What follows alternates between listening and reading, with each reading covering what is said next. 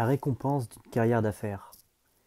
Je puis en toute confiance vous recommander la carrière des affaires comme une carrière dans laquelle il y a une large place pour l'exercice les plus hautes facultés de l'homme et de toutes les bonnes qualités de la nature humaine.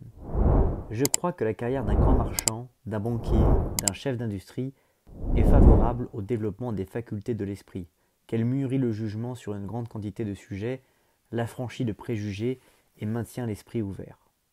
De plus, je sais que le succès durable ne peut être obtenu que par une conduite loyale et honorable, par des habitudes irréprochables et une vie correcte, par l'emploi du bon sens et d'un jugement rare dans toutes les relations de la vie humaine, car le crédit et la confiance s'éloignent de l'homme d'affaires maladroit en parole ou en action qui a des habitudes irrégulières, ou bien est soupçonné de pratiques peu délicates.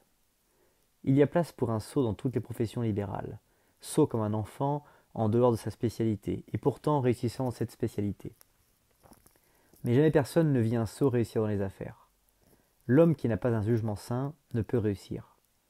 La carrière des affaires est une rude école de toutes les vertus. Elle procure une suprême récompense qu'aucune autre carrière ne peut promettre.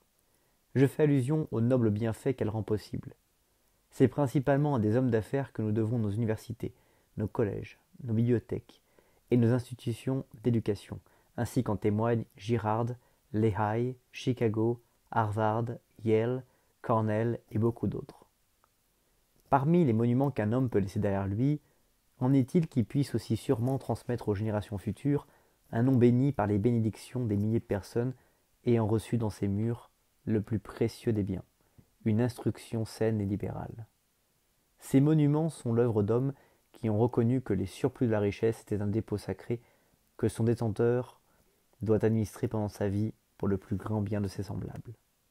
Si quelques hommes d'affaires peuvent mériter le reproche de cupidité, nous avons le droit de revendiquer, pour leur classe, ce que l'honnête Thomas Cromwell disait du grand cardinal et dire « S'ils ont l'avidité d'acquérir, du moins, en faisant des dons, ils ont agi princièrement, comme en témoignent ces temples de la science. »